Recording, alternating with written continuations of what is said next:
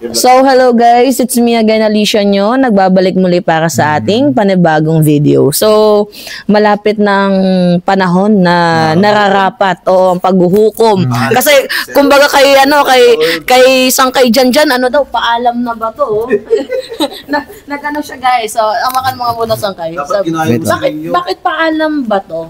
Paano mo nasabing paalam Senator Bato de la Rosa? Ito, interviewin natin si Sangkay Janjan.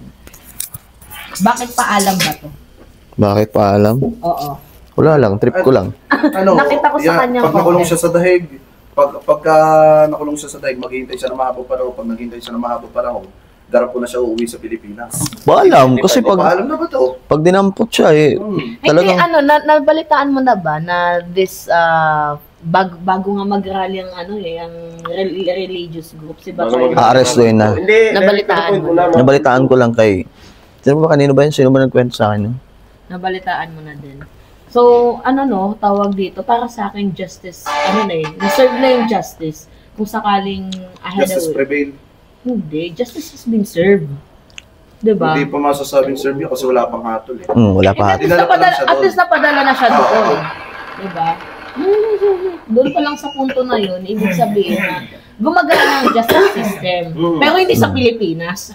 Doon sa ibang bansa. Actually, tayo nakakalungkot Sangkay. Diba? Yung ibang bansa pa mismo yung gumagawa ng hostisya para sa mga kapwa natin Pilipino. Diba? Kaysa mismo sa Pilipinas. Pero mag-Europe tayo? Mag-Europe tayo? Nagbabago yung tao. Hindi, konektado yan sa topic. Bakit? Ano ba? Pag nag-Europe tayo, dadalawin natin si Digong at si Bato. Doon sa dahig. Dadalaw ka ba? Dumalaw na ako Baka mamaya babash tayo doon. Ba't naman tayo babash? Baka mamaya kuyugin tayo. Akala ko ba'y para sila sa Pilipino? Ready na ba kayong kuyugin kami? Ako Hindi ba sila ganun? Kasi pumunta naman ako doon mahal naman nila ako. Ay, gagawin Sangkay.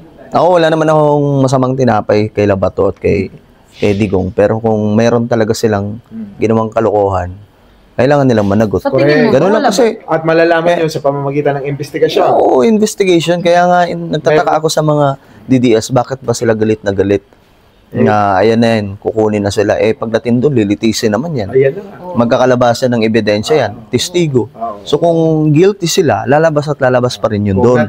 Kung not guilty, wala dapat silang ipag-alala. Magiging defender na ako ni Digong noon. Oo, sabi. Ganun lang naman kasimple yun Sabihin ko talaga mga siraulo pa kayo, maliit na pinapakatang nyo kay Bato tsaka kay Digong. Diba? Kaya dapat, kayong mga Duterte supporter. Ako, Duterte supporter naman ako nung panahon niya. Pero yun na nga. Nung panahon niya. Iba na ang presidente. Mag-move on tayo, di ba? Oo, yan. Ganun lang naman kasimple yun Saka mga kababayan, pag nanalo si Sara, halimbawa, nanalo. Sasabihin ko, nanalo na si Sara. Oo, magiging defender si Mima, Alicia. Magdi-defender talaga si Sara. Diba? Una muna siya, bago ikaw. Halimbawa mga boss. Hindi ko gagawin yun. Halimbawa, tapos na yung ganon? Hindi, si Lustay, ano talaga yan, walang kwenta yan.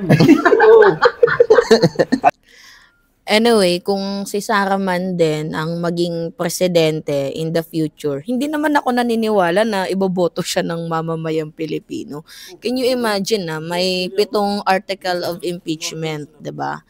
At saka nakikita naman natin yung kanyang ginagawang pagnanakaw sa kaban ng bayan. So, bakit ba siya iboboto ng mamamayang Pilipino? Parang ang tanga naman ng mga kapwa natin Pilipino kung mananalo pa rin itong si Vice President Sara Duterte bilang presidente. At guys, yung sinasabi nila na kung manalo si Sara, magdi-DDS daw. Kung hindi ko gagawin yun. Halimbawa lang, itong si Sara Duterte manalo ng pagka-presidente. Magiging antay ka ba sa kanya o susuporta ka sa administrasyon niya? Hindi ganito. Hypothetical question yung tanong mo. Kung mananalo man si Sara Duterte, kung ano yung sinabi ng ating presidente, kung suportahan, edi suportahan. Pero kung wala naman sinabi din si President Bongbong Marcos, well, ako na din yung magde-decide noon. Kasi kung tawag dito loyalista, hindi naman totally na sobrang loyalista si Mima. Ang gusto ko lang malaman, syempre, basbas ng ating presidente. Kasi yung ating pamahalang gobyerno, maganda yung ginagawa. Kung nakikita ng ating presidente na maganda naman din ang layunin ni Sara Duterte, then why not, 'di ba? So kailangan lang natin dito ng basbas. Yun lang yung akin dito. Pero si PBBM hindi kasi siya nagsasalita eh. Hindi siya judgerist, 'di ba? Hindi naman mapanghusga ang ating presidente. So I think kung sino man yung manalo, parang go with the flow na lang din ang ating pamahalaan. Pero sa totoo lang, pag ang babae yung naging presidente ng Pilipinas, wala talaga, weak talaga. Kaya dapat nga kahit sino maging presidente, dapat lalaki talaga yung piliin natin. Wait.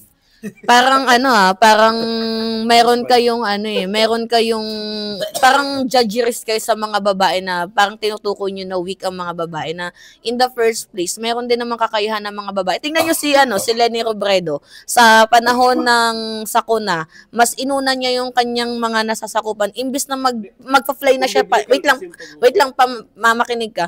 Magpa-flow papunta ng New York si Leni sana. 'Di ba? Pero dahil may bagyo, in the last minute, mas inuna niya yung mga kababayan niya. Paalis na siya papuntang New York. Ikaw ba, sino ba presidente mo sa 2020? Yung babasbasan ng ating pamahalang gobyerno. Sino ba yung namumuno sa isang bahay? Babae o lalaki?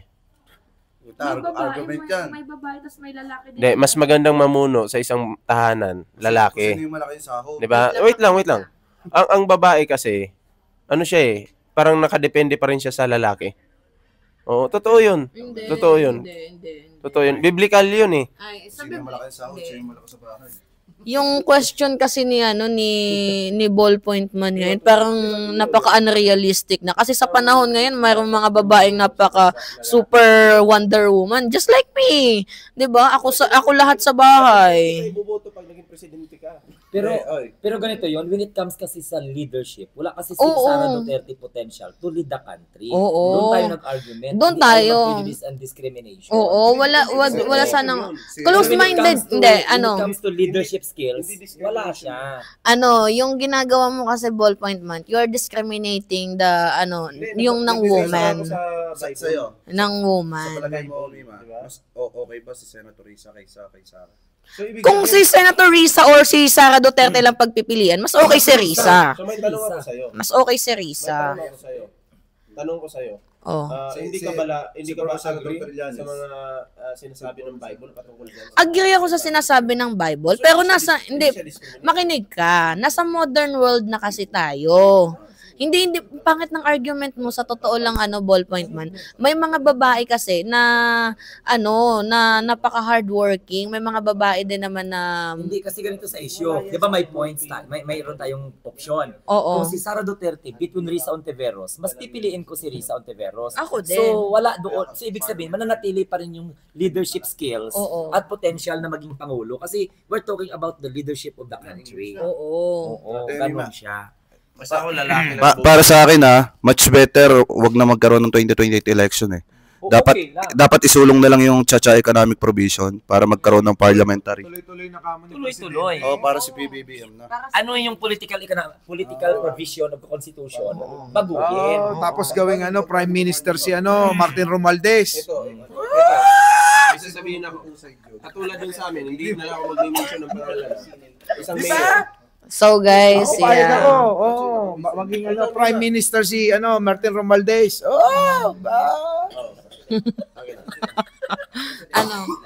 Ito. Hindi na lang ako magme-mention ng pangalan katulad dun sa amin. Merong babaeng mayor doon. Pinabayaan niya yung lugar niya, walang street lights, may mga yung kanal, barado. Parang gina-generalize. Yung mga babaeng mayor dyan sa Tarlac ay si Ballpoint pa may sinasabi.